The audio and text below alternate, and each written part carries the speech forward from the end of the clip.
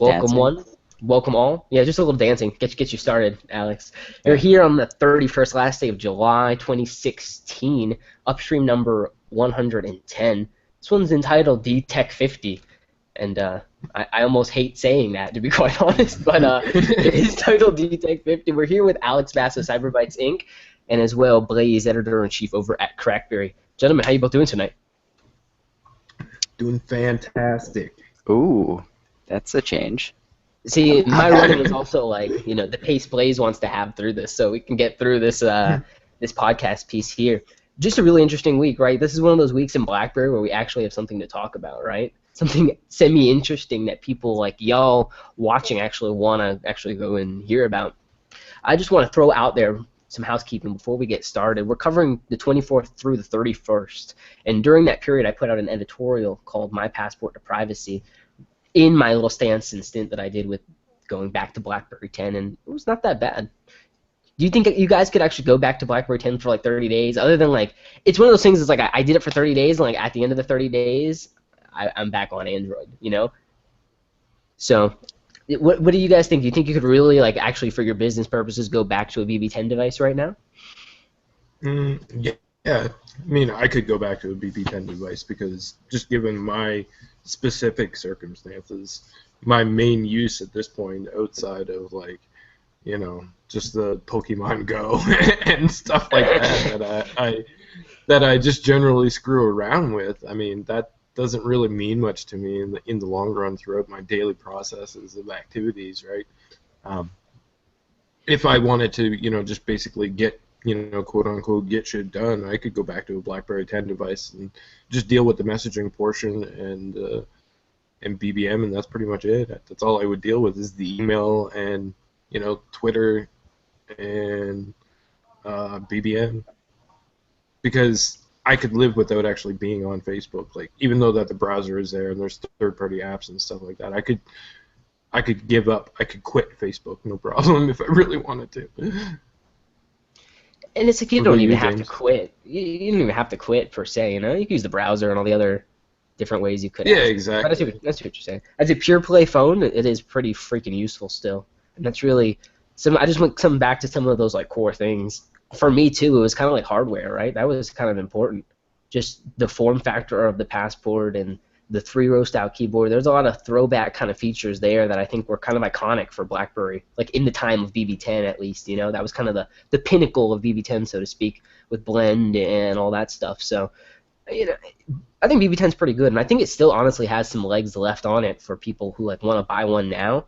I think you can still get a lot out of it, at least for the next year or two, especially because the device is already like 2 years old or something like that, right? Yeah, man. I mean, it really comes down to like what it is that you want out of your phone and what you want it to do, right?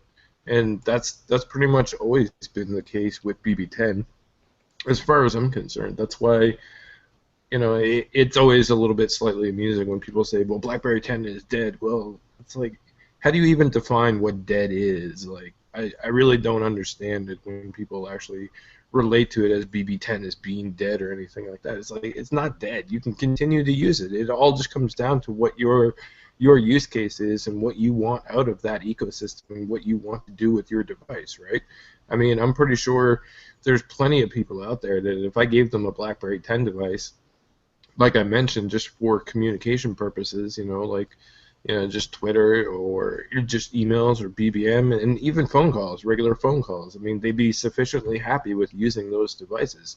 I'm not saying that it is something that is going to appeal to everyone. Obviously, the numbers don't even support that, but it's still, it's still a great system and still a great, I guess, operating system to be able to go ahead and make use of for at least a few more years. It hasn't fallen apart, so to speak. Especially the security piece that it has as well. This is very, very obscure operating system running an RTOS. It's a very niche type of unique offering, to be quite honest, in that space. And that's generally like what I say to people when they ask me, like, should I buy a BlackBerry 10 device? Well, there's really no reason not to buy a BlackBerry 10 device as long as you understand what you're buying into at that point. Like, you need to understand what is going to be capable and set the expectations on those devices to be able to go ahead and suggest it. If you can make an informed purchase at that point in time, then yeah, there's still absolutely a place for a BlackBerry 10 device in the world, right? It's just the majority of the people want more out of their device. They want more of everything, and unfortunately, BlackBerry 10 is pretty much as niche as it can be at this point. So. Yeah, no, I think more and more it's going to become even more and more difficult. Where you look at, as you mentioned, like when Pokemon Go comes out, if that's what everyone around you is doing, it's kind of tough to be that one person that can't do it. Or Prisma, is that the other big one? Yeah, that's fun.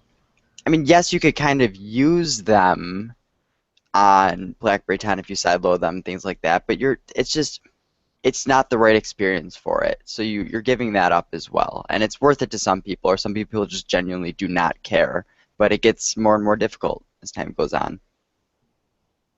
Yeah, it's just like I don't see BlackBerry selling a super secure phone for them to run, Pokemon Go. What I will say, because we kind of have tossed it into the conversation here, is that BlackBerry is very, very smart with the DTEK50 offering that 12,600, milliamp extra mobile battery. I think that in a time of Pokemon Go is such a great upsell to the device. That is already a good price as well. You know what I'm saying? It's not bad. It's not bad. There's a lot of people right now that are going out and buying those types of mobile chargers for whatever devices they do got, Yeah. So offering a device that is already kind of geared to offer that segment something, I think is a really smart move. Because a lot of people, you got to think as well, that are coming onto BlackBerry 10 or coming onto BlackBerry devices like running Android and things like that. They're coming on because a family member has recommended them, right? Like Blaze, you do a lot with your family. So imagine if it's another upsell point for them, that they get this extra battery, and that battery works for all their devices, really. A tablet, another cell phone. It's kind of an interesting proposition, really. I'm excited about the price point of this DTEK50 device. Alex, what were your first impressions, considering we talked about this device every week for the last 2 months? When it actually launched, were you surprised? Did you happen to take a look at any of the material that came out? The webcast and/or they did a live Q&A thing on Facebook, which was pretty cool as well. Yeah, I mean, I'm a little bit torn about it. Like, great. It looks like a decent device. I'm happy that they're kind of doing this, and more like the main thing that I'm happy about is that they're putting a battery pack along with it. And they're saying like $60 or $70 value, which realistically you can get a fairly similar one maybe for like $20-$30 on Amazon. But regardless, you can, as a consumer, you can take that $60 off the price. Exactly. Yeah. So like you're really looking at like a $240 or $250 phone, and in that mindset, like that's a decent price. U.S. prices, of course, that I'm talking about. But I think it looks nice. It looks decent.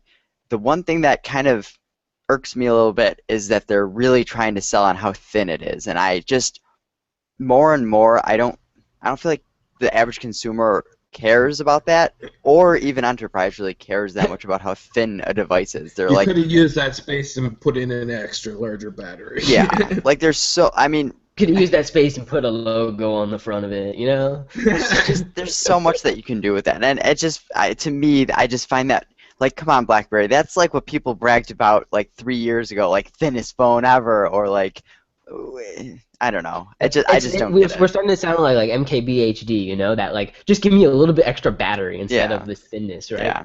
I think one of the important things is that they have these consumer-facing selling features. I hate to say that BlackBerry is late to the game again in terms of like how they're marketing the device, super slim, super light.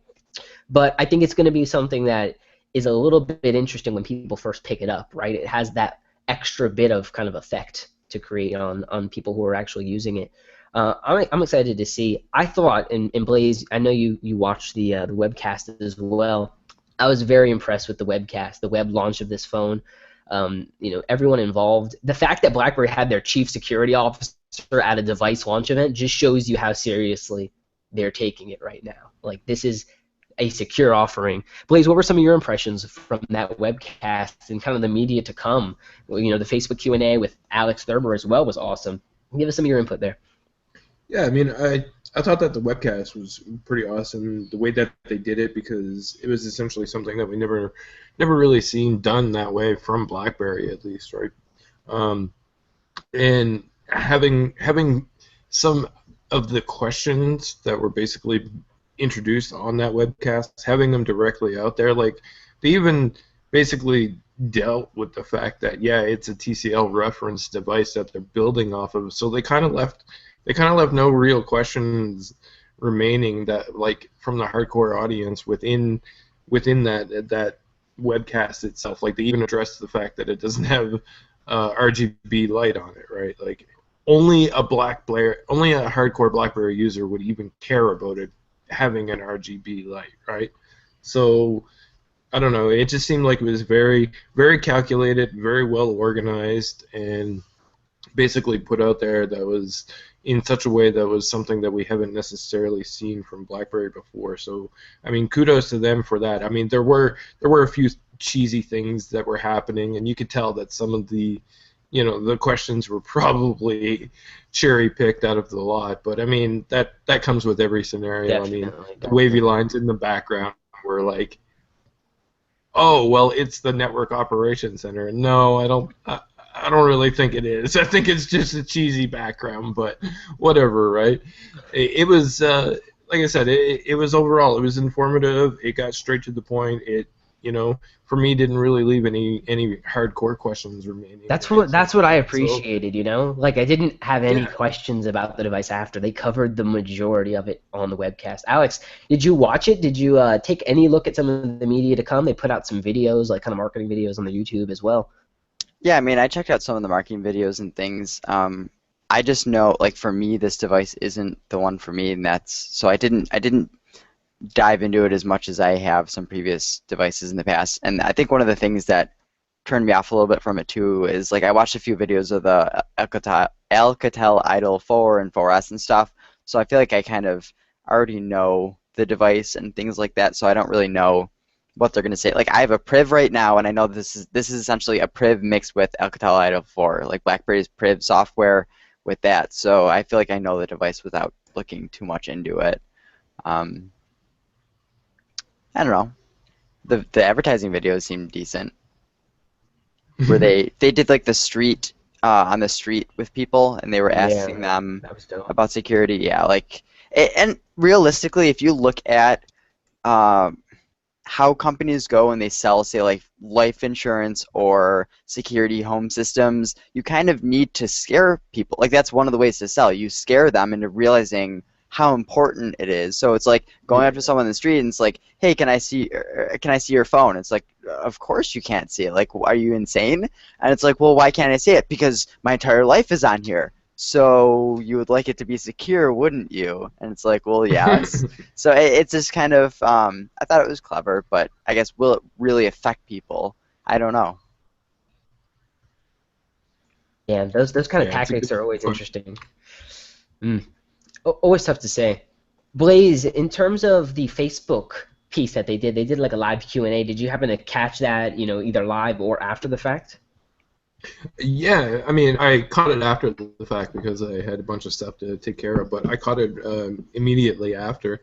And I don't want to say that it was the exact same thing as the webcast because it wasn't. There were a few new things that were basically introduced there, but the Facebook Live Q&A was just basically Alex Thurber and Eric Lai, who heads up the community management over on the Inside BlackBerry blogs, handling and addressing the questions that were coming in. And yeah, I mean, there was a lot of overlap in terms of the questions that were basically coming up on the Q&A itself, and it did kind of feel like a little bit of a replay of the webcast in a little bit of a different scenario, but overall it was absolutely interesting as well because I think there was a lot of reiteration of the messaging there about what BlackBerry is doing with the DTEK50 and basically where they're going in terms of who the device is for. Like they've said numerous times now that this is a fleet device. It's not going to be something for everybody. So they're really controlling the message in that regard. Absolutely. About who the device is for, what it's built around, what its purpose is, and that Q&A was pretty much a reiteration of that from the webcast itself, and I think that's really important because what I've noticed thus far, basically in what I've read online and just speaking to people in general, is that a lot of the media, basically the Verges and the CrackBerries and the BerryFlows and whatever are getting this device. We're going to be essentially doing our review of it and everything like that, and there's a very dedicated portion of people out there that are being a little bit nicer towards this device because of the fact that BlackBerry controlled the messaging about what it is and who it's for. And who it's from, who it's from as well, yeah.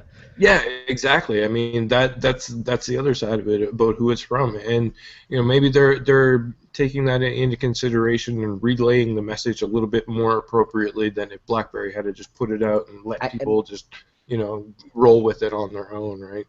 They were very smart. The fact that they brought Maribel Lopez on for the webcast to kind of moderate and be the host is so smart, because what she does is basically she's an industry analyst, right? She's already in the know with a lot of these different entrepreneurs, executives, and advisors, and CIOs and things like that. And it's very interesting if you look where she's been and kind of where BlackBerry are going. There's a lot of kind of crossover in terms of the different technologies that they all cover. So I think it was a really smart choice to have her on as well. And you got to see a little bit of her impressions, right? She picked up the device and she's like, oh wow, that feels pretty light. Those small impressions, added to make it seem really, really like a natural type of dialogue that they were having. So I thought it was very good. 45 minutes on DTEK50. I mean, you shouldn't have any questions after that, right? I mean, you either want it or don't at that point. They showed off cases. There were some things that were picked up on both sides. Again, they had the CSO, David Kleidermacher, there talking about the security of the device. That was a huge, huge selling point, as Alex mentioned, right? A little bit of scare tactics here and there, which I thought was actually kind of interesting. And interesting when you get it done right. And in a natural way, as they did, kind of going up to people on the street, I thought that was an impactful thing. It's a situation we could all kind of see ourselves in. And people with security these days, and I don't know if you guys would agree on this yourselves, but it seems like a lot of people, in terms of security, like don't care until it's too late, Until something happens to them, then they start, actually caring and taking actions against those things. That's what I've been saying for years, is nobody cares about security until after the fact. That's when they hop on Twitter and they're like, oh my God, my Facebook got hacked or whatever. But, you need to stop and ask yourself, what are you doing as a preventative measure to go ahead and stop that from happening in the first place, right? And, a lot of people don't consider that. They're too in the moment. My account got hacked, my credit card got hacked, and I'm so angry, but yet I did absolutely sweet nothing to prevent it from actually happening. DTEK told me my security was fair, and I thought that was good enough, Alex, do me a favor, like load your PRIV up right now, or you probably know already. What's your security standard in rate of DTEK? Are you in the green? Are you in the 90s? I'm curious to see myself, to be quite honest.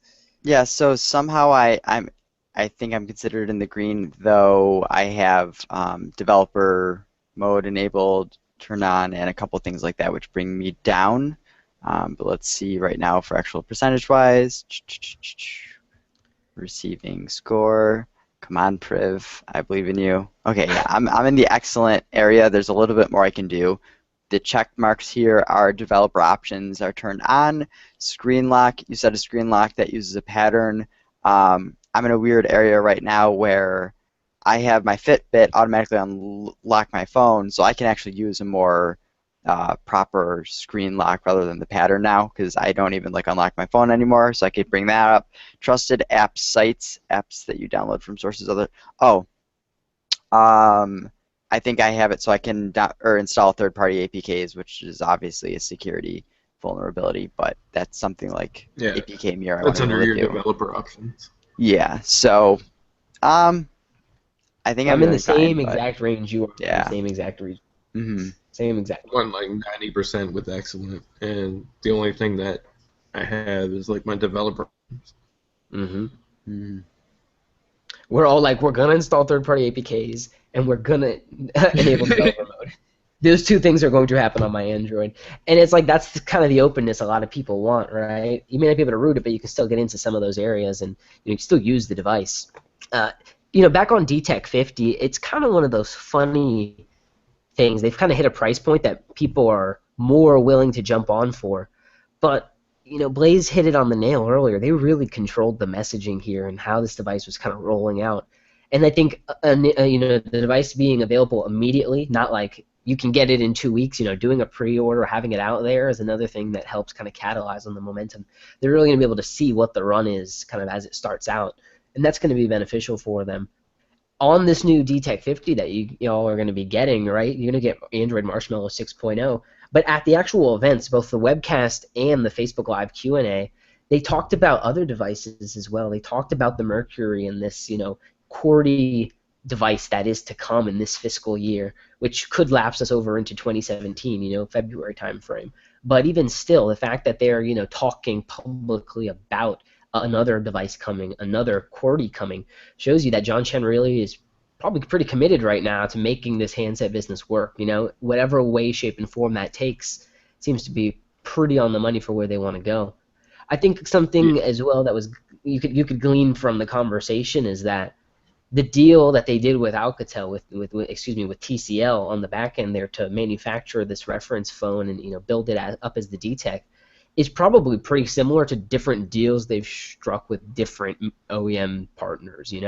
There's probably not a lot of differences in terms of how the device came about. They just didn't do a lot of customizations here and there to make it different than what we see on something like the Idol 4. In terms of that, like, can you get an Idol 4, the $200 version as is, not the 4S? Does that come with the VR goggles as well, like in terms of like how the devices are bundled up? No, it doesn't come with the VR goggles, I don't believe. I think you actually, as far as I know, and from the research that I have done thus far on it, the only way that you can actually purchase an Alcatel Idol 4, I think not the 4S, just to be clear, not the 4S. The 4 is through Cricket, and at Cricket Wireless, it's like $199 or something like that. And that's obviously like they have their own deals in place and stuff like that. But that's the only place that you can actually buy an Idol 4. So, when it comes down to it, making the comparison to the Idol 4S pricing and specs and stuff like that isn't really. That's not even really on the right level. You'd kind of have to compare it to whatever else is out there, spec-wise, that's already on existing carriers. And even then, you run into problems because it's not, BlackBerry basically said that it's likely not coming to U.S. carriers anyway, so your only avenue for purchasing it in the U.S. is through, a third party or shop BlackBerry. So. Yeah, it's one of those things where I don't see that device really standing out at all in a carrier store, PRIV is having hard enough time there. Here's something that I wonder, though, and I was going to save at least the majority of this mentioning to put it, I write better than I speak sometimes. I was going to save the majority of this mention for when I actually get my review together, but basically what I was thinking in terms of, like, we all know that this is a fleet device, okay? We know the intended purpose of it. We know the security marketing and everything that BlackBerry is putting along with it. So we know the target audience and everything like that. However, I'm absolutely curious because, number one, BlackBerry didn't put any branding on the front of the device. And everybody has been, in a bit of an uproar over not actually having the BlackBerry branding on the front of the device. To me, who cares, right? To me, as far as I'm concerned, I'm kind of thinking that maybe actually not having the BlackBerry branding on the front of the device is a smart decision because at that point in time, nobody is instantly put off by the BlackBerry name. You know what I mean? Nobody sees the BlackBerry name. Like, no matter how you look at it, there are people out there who are like, "Oh, that's a BlackBerry. I'm not touching that." And it doesn't even matter. It could be the best device in the world. As soon as it says BlackBerry on it, they're like, "Oh, I'm not touching that." So, without any branding on the actual front of the device, and with it being a device that is not necessarily going to be showing up in carrier stores or anything like that, like except we're in Canada. Canada, Rogers and TELUS and Bell have pretty much gone all out and they said that they're going to bring the device in, right? But in the U.S., which is obviously a huge market for BlackBerry, they want to be able to go ahead and attract customers. I actually see the non-existence of branding on the front of the device as a benefit, because people will see DTEK50 on the table, and they'll either make the decision, they'll be like, oh, well, I'm not going to ask about that because it's ugly, or they'll be like, what the hell is that device? Yeah. Let me see that device. And then they'll pick it up. The choice was purposeful. It was It wasn't a mistake. Like, oh, we left out the logo on the front. No, that was like, we're not putting it on there. Yeah, and I don't even think it was like a cost-saving measure. Like, some people have like, oh, well, they didn't want to switch up the nameplates or anything like that. I'm like, no, man. No. To me, it seems like it was purposely. They did that on purpose. And to me, I think that that's actually a beneficial thing, because, again, the limited availability of the device, with Shop BlackBerry being one of the places to be able to purchase it, people will pick it up, they'll like it, they'll look at it, they'll like the look of it, they'll flip it over, they'll play around with it, and then they'll inevitably ask you, like, what is this device? There's like no branding on it or anything, and then you can tell them about it. And then, I don't know, man, I see that as a very, very, no, I don't want to hype it too much and say that it's a very good thing, but I see it as a good thing, is, you know, the branding being added. It does the same thing that the name DTEK50 does, right? It deconsumerizes it. It makes it this kind of analogous fleet device. You know, it's something that's going to be put and churned, hopefully, right, that they can really make some money on. And as Alex mentioned a little bit earlier, the pricing is kind of just right. It's not too low that it's budget, but it's high enough that you're going to make a decent margin off of those fleet sales that you do, you know, for that volume type of sale. Because you can offer discounts and then hit your volume number. So I think it's going to be beneficial overall. On your new DTEK50, you're going to be able to download the latest BBM for Android. Now, before you get into an uproar about the groups, guys, just give it time. There's a lot of weird little user interface changes, and first we got to talk, Alex, about Alex's favorite new tab in BBM. It's called the Discover tab. Alex, tell us what's in the Discover tab on BBM now. That pretty much nothing. Yeah, pretty much nothing. It's that one screen that you accidentally click to every now and then on the old version of BBM, and it is now front and center. Yeah, I don't really understand. Well, okay, I understand why they did it. I don't think it was the most sensible thing to do. It's all about the money. And so, what Blaze is mentioning there is that DTEK, not DTEK, rather, what was it, MTech partnership that we saw, right? They're obviously going to be putting more content in there, because right now the screen is bare. Alex, you remember that splash screen that first showed up when we first downloaded the application, Discover BBM, right? If you take a look at that image, which some of you may see it here, there's a bunch of different little icons, right? One of them has a car, a camera, email or a message, stickers, games, and then what looks like a coupon. So you can imagine what they're going to be plumbing into this Discover area of BBM is a bunch of like sponsor type content, you know? And if they can pull in sponsors, as Blaze mentioned, money, money, money, that's what it's going to be about, right? For me, I don't like it. I like groups being there. Blaze, not Blaze, Alex, you said it perfectly earlier to me on BBM. You were like, great, take something I use daily and replace it with something I'll never use. Yeah. And that's what it feels like. I kind of like the workflow, though, in groups now. Like, the conversations seem a little bit more direct. Blaze, maybe you can elucidate what I'm trying to say here. It just seems like they're a little bit more, I don't know, contiguous. Like, they kind of have more of a flow to them than they did previously, where it's kind of bouncing out in and out of different chats prior. Yeah, it seems now like even though some of the stuff is only just like little UI changes and icon changes, it feels more like you're actually like in a group at that point, because sometimes when you were like looking at your group, it didn't actually feel like you were in a group, or it didn't denote any sort of like real difference from like a regular chat or anything like that. But now you have like the little speech bubbles on the side that actually indicate that it is a group. It's not just a singular chat or a channel or anything like that. I don't know. I aside from the Discover tab, I like what they did. Everything that they did aside from the Discover tab was an improvement on the situation of BBM. So you can't really complain about that. Like, they added lists and pictures and everything, all of that stuff to groups in a more reasonable way, so that you can differentiate between all of the icons and everything like that. And I don't know, the UI just looks really, really good now, and it doesn't seem as it doesn't seem as though it was done in like a scattershot method. Like they weren't just throwing things onto the screen and hoping that it worked. Yeah, it seemed deliberate for sure. Yeah, exactly. And it took some of that stuff that was hidden deep behind menus and brought it forward in a cohesive way that actually makes sense. So, I can't really complain about it except for the useless Discover tab.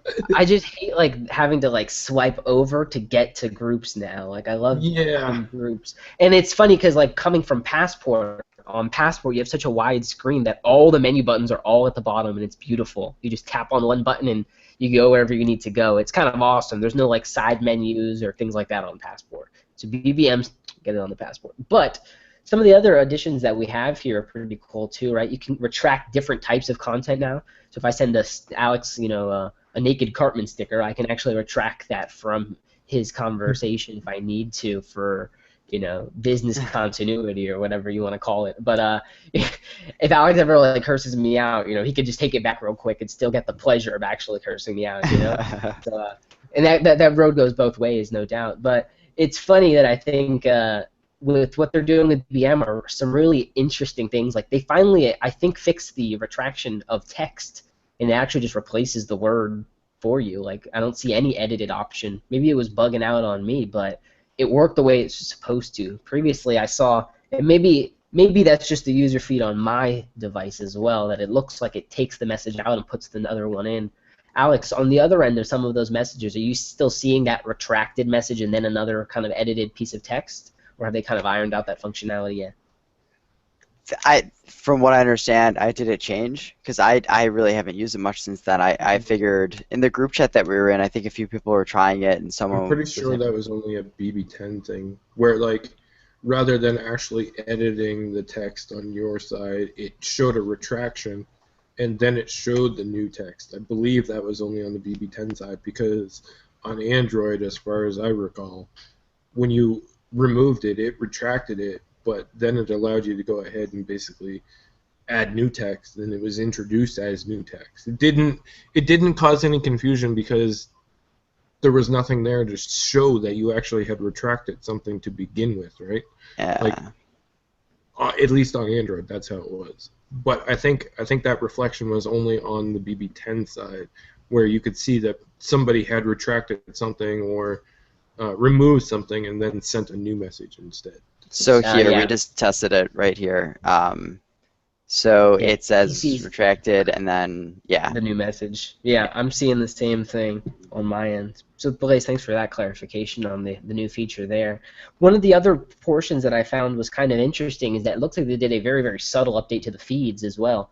In the feed section for BBM channels, there is now a share, well, they had a share button previously, but there's also like a comment like button, which were also there, but they added in a chat button. So if there's a particular piece of content or an offer that's on a BBM channel and the channel owner allows active chats, you can chat directly with them from the individual posting rather than going to the post, hitting the channel avatar, hitting the message, and then messaging the channel owner. So that little bit of refinement there as well with what we heard on the last BBM beta for iOS that they were going to add in a BBM channel buy now button kind of shows that they're working a little bit on maybe beefing up some of the stuff on channels there. And we've seen some kind of like trickle-in things coming here and there over the past couple months in terms of channels. That's really just a feed update, not necessarily a channels one, but it shows that they're paying more attention, obviously, to that type of content as well. Some pretty cool stuff there. Some things that I think were clarified between the first webcast that BlackBerry did on the DTEK50 and the Q&A is that this device actually does have, as Blaze mentioned, an LED light. It's not an RGB LED light, but it does have a single white flashing LED light. So you're not going to lose that on the DTEK50 device either. That's a good point for clarification. A lot of people were bummed about it. And I know we had a Twitter kind of conversation going on about why they got rid of it, but that is there. I wonder if that was something they added on or it was just kind of there in the hardware already. It'd be interesting to know some details on what was really in that initial kind of a concept and reference design that they used. But I'm glad it's there. It's already there. Yeah. You'd imagine they'd want to go for something that super kind of fits the bill, so to speak. Blaze, have you downloaded that Marshmallow beta yet? Has it rolled out to your GSM device? Yeah, I basically have to kind of like echo some of the stuff that I read from others in the CrackBerry forums. It actually feels like the UI got a little bit smoother on this beta update. That's pretty much the only thing that I've seen um, that is is visible. Of course, It's it seems zippy. like the UI is a little bit faster. Yeah, it's snappy. Say snappy. The Yeah. animations snappy. The animations are a little bit faster now, and normally I go into through the developer options and change Turn 'em on. my the how fast that the animations are relayed. But I went in and I shut it off, and it seems like, from what I recall on the previously, the animations are faster when they're actually set on the default options versus going into the developer options and changing them out. So, I mean, that's good because even if it is just perception, it makes the UI seem a little bit quicker. So they obviously address something, and of course it that update includes the August security patches already from Google, which is interesting. I still don't quite understand that. How does BlackBerry go ahead and push out these operating systems in beta form with the Google patches for the next month already in place? You would think that Google has some rule against that. I know that they have agreements, like when BlackBerry issues their patches officially, and basically they put out an article saying what was patched, and it usually 9 times out of 10 comes out at the exact same time that the Google update comes, right? Because they coordinate it. They put it out. Like, it's almost like BlackBerry can't say anything about what was patched until Google actually says Yeah, something because you don't want about what people was patched. exploiting that stuff before the fix is out. That makes Yeah, sense. exactly. But in that respect, how does BlackBerry have the authorization from Google to push it I out in thought beta form? I thought everyone gets it like a significant early Yes, amount of everybody time. It's gets it. just Everybody gets it yeah. like Everybody 2 gets or it, 3 but weeks not in advance. everybody releases it. You know No, what I mean? because Like Yeah. did you hear like BlackBerry is the only organization that has it that actually pushes it out to a certain subset of users, right? yeah, no, Yep. I'm trying to think. I don't know if it was Motorola. I'm going to say Motorola, but please don't take this name like to someone. They essentially said we are not going to support all of our devices with the monthly Yeah, security it's patches Motorola. because it's too much work. And that's what they said. It's just too much work Yeah. for That them was to go through the process. Lenovo that said that, I Yeah. believe. But So, Lenovo, I mean, Motorola. BlackBerry has one Android Motorola. device right now to be doing this for.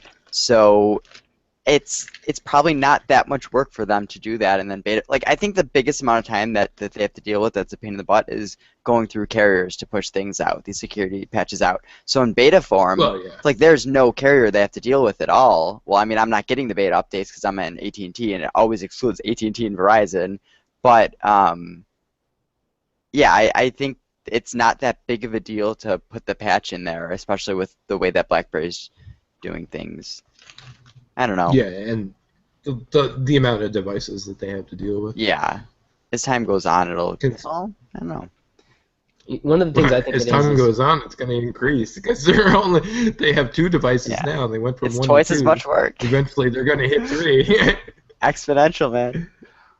one of the things that I think is part of contributing to that as well is that these other companies are probably a little bit behind on even like going and knowing how to fix some of these issues, because it probably requires hours and research and then figuring out okay, well, this is what we need to do, this is where in the code we have to go, here's how we do it without breaking everything else. It is probably a lot of work, like probably monotonous menial work, like not like significantly difficult, but it will take time to do.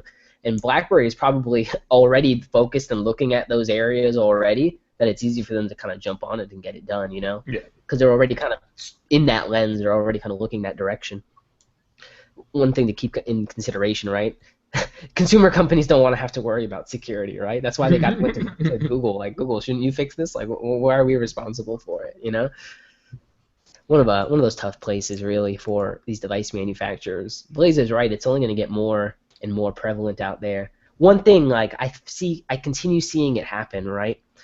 I'm at the movie theater and we're sitting prior to watching Star Trek Beyond. No spoilers coming, so no worries. But I'm walking I'm finally sit down, and the first thing that pops up is this, like, put your cell phone away, like they could be watching you, you know? They could be accessing your microphone, type of like scare tactic ad, very similar to what BlackBerry's kind of doing these days. And I found it kind of interesting that the propelling conversation that's going to be coming forward in shows like Mr. Robot, in movies that are coming out, is the security, that the weakest area or the most vulnerable piece of kind of current digital age self is our digital selves, right? That there's so many other outlets that could be, you know, hurt. And Blaze, I know did you actually see Star Trek Beyond? Oh, hell yeah. Well, think about like the key security breakdown that they had in that movie, right? And in the middle of the movie, I'm thinking to myself, damn, if they were running BlackBerry, this might not have happened, you know? in a joking way, but it's like that kind of, damn, if BlackBerry was here, you know, if people knew about BlackBerry, right, BlackBerry services and software, that they would really be able to maybe start, you know, keeping themselves away. But even still, right, Star Trek is a show that's potentially, you know, hundreds and hundreds of years into the future, yet they're still working on cybersecurity, right, in the future. So it shows you kind of the footprint that's growing for BlackBerry. And Blaze is right when he says, you know, this is just going to be a story that continues to propel from here. So, Blaze, tell us about this poll you all did on CrackBerry. How many people are actually, you know, pre-ordering the BlackBerry DTEK50? Let me actually go back to this poll because, to be honest, I haven't looked at it recently. When I looked at it, I believe there was like 50% or something like that, somewhere around there. But let me go ahead and bring it up here. Yeah, I'm viewing the results too. I'm actually casting my vote as we speak. You can check that out on CrackBerry. Put your input in. So, I mean, right now, given everything that we know with it, 48% said that they're probably not going to be pre-ordering it, but 24% said that they would be. And the interesting part there, of course, in respect to the 48% saying no, is that when you take the amount of people that said yes and the people that said undecided for now, if you add those up, it goes well over the 48% that said no. So there's the possibility. It's like 60-40 basically between yeses and undecideds and nos, and that's on you know 5,000 plus, you know, super diehard faithful fans. So that's a pretty good sentiment, right? If they could convert that number, that's a decent amount of sales. Yeah, I mean, obviously, like, for me, I obviously went ahead and ordered 2 of them right away.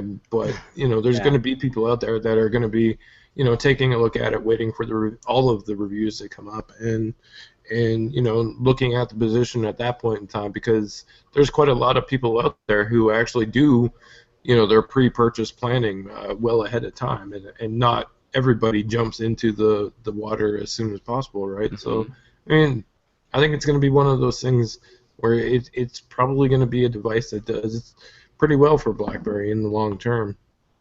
Hoping so. It's a good price. It's one of the better prices they have, and it's put to market very similarly to the Leap, right? That device wasn't really in carriers in the U.S. I don't think at all, but you know, it was in Canadian. Honestly, I think they did a better job this time of getting it out there, because nobody really knew about the Leap. Nobody really cared about the Leap. I don't know. It's one of those things. Also, I find that there's a little bit of, just in my general outlook on things, I mean, going across Facebook and stuff like that, I mentioned it a little bit of it before, but the tech media has been a little bit nicer in terms of BlackBerry on this one, but there's still some of that negative sentiment kicking around. You know, the Bewildered company or the Beleaguered company has released another device, but if you take a moment and you step outside of the tech world and you look on like Facebook for like regular people, like for me on my personal Facebook, maybe it's just an algorithm thing or whatever, but you know, at one point after the announcements, DTEK50 was actually trending on Facebook for me, so I decided to go ahead and click on it and figure out, you know, where was this trending coming from. And obviously there was a lot of you know, hands-on first looks with it from some of the larger media that didn't necessarily care that it was a BlackBerry device. You know, you're never going to hear from this media again talking about the DTEK50. You know, they got their announcement post out, they got their hands-on out, and you're never going to hear from them again. Like, they don't give a shit. Yeah. You know what I mean? They've already moved on to whatever else, right? But the sentiment outside of supported, you know? yeah, exactly. But when you actually look at like the real comments, there was a lot of real people not within the media organizations going, oh wow, that actually looks like a really cool device, or that's interesting, or, you know, I wonder how BlackBerry will fare with this one, or, you know, oh, it's not a BlackBerry 10 device, I'm kind of interested in this one. Like, the comments were actually really positive from those not within the media organizations or anything like that. These are just like regular people on Facebook who happen to use a hashtag or were referencing, you know, one of the hands-on articles or whatever the case may be. Just general comments, right, from regular everyday people. And it's like, okay, maybe there is a little bit more to this. And I mean, my mother messaged me. She was like, my stepdad basically needs a new phone. He's like in the position. And my mother, who, she doesn't even read CrackBerry. Like, she doesn't know to log on to CrackBerry and read this stuff, but like, she must have caught like some sort of news article somewhere along the line and saw that BlackBerry released a new device. And she's like messaging me on Facebook. She's like, Quentin needs a new phone. How about this BlackBerry DTEK50? And I'm like, I don't have one yet. It's on its way. Ask me in a few days. And she's like, oh, okay. Well, let me know, because he needs a new phone, and this one looks like it's pretty cool, so let me know about it. And that's my mom, right? Like, my mom knows what I do on a daily basis, but she doesn't actually, like, log on to CrackBerry and follow every BlackBerry piece of news. Like, so how did the DTEK50 information get to her? Right? We can't get her on the podcast? Man, that's a bummer. Yeah, exactly. Yeah. Like, why is she showing an interest in it? It's not just because, you know, he needs a new phone at this point, because he's been rocking a Nexus and a Passport and other devices previously. So it you know, there was something about that device that made her want to message me and ask me about it specifically, right? So I don't know, man. Nexus, I thought Alex was gonna jump out of his skin. So I'm like, I don't know. I think there's a little bit more there outside of the general tech media than what is, you know, essentially being presented. Like, the tech media is the tech media. You know, they're gonna look at the device, they're gonna pick up the next one and move on.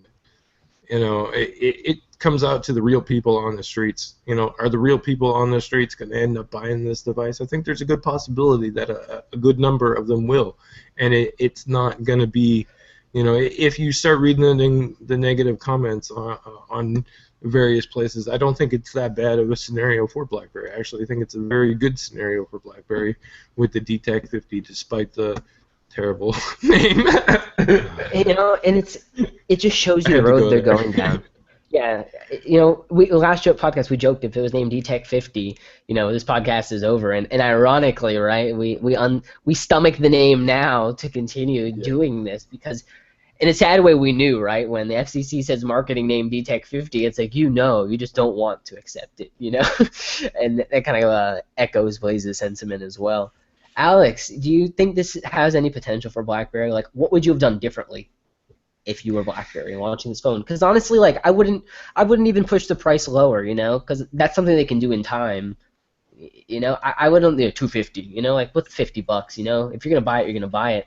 In terms of, you know, if you were in the, if you weren't even in what was going on, right? Like, if you were there at BlackBerry as CEO, what would you have done differently in terms of putting this device to market? Anything really? Like, would you have gone for higher megapixel front camera? Like, no small tweaks? No, I mean, I think it's competitive enough. I mean, did they even have that much of a choice with it? Like, if they're using essentially like a rebranded Alcatel, like, can they really do too much to modify it without, you know, I don't know. I think it's fine. That's the question, man. Well, here's the thing. They could do whatever they wanted. It just depends on how much money do they want to spend to be able to go ahead and do that. Yeah. Like, for me, I would have ponied up the cash and put a red LED in there. It's not a huge deal, but I mean, when previous advertisements from BlackBerry have concentrated on the fact that the red blinking light was a part of the addiction as to why you should buy a BlackBerry, then you should probably consider ponying up the cash to put a red LED in the majority of your devices, right? Like, come on. But, you know, it's got a white one. That's cool. I'm thinking to myself, like, I would have liked a little bit bigger battery. It's like when you sell it with a travel battery, are you saying the battery life is bad? Like, you know, that can come off in two different ways. Like, oh man, I can play Pokemon Go forever, or my phone doesn't have that great a battery. Maybe sticking in the 3,000 milliamp range. I mean, how much more would it have cost you? I digress from there, but that's maybe something I would have tweaked. Alex loves the phone as is. He's already pre-ordered 7, so he's good to go. One of my family members. I'm interested to see how BlackBerry's Android performs in the all-touch form factor. That I am interested about. So time will tell. Obviously, we'll be working on those reviews. That's a good point, because I mean, there's going to be code there that's not essentially used, right? They could probably clean up some of the stuff that is in there. Mm-hmm. But they have the convenience key too, so like some of that stuff is kind of there as well, but maybe not so much. You know, like all the touch-enabled keyboard stuff probably doesn't need to be there anymore. So, everybody's probably like wondering like why doesn't CrackBerry have a hands-on up yet? Well, basically because I address this in the forums, but one, there's not really any rush to go ahead and get it out there because obviously, as I stated, I do have several DTEK50s on the way.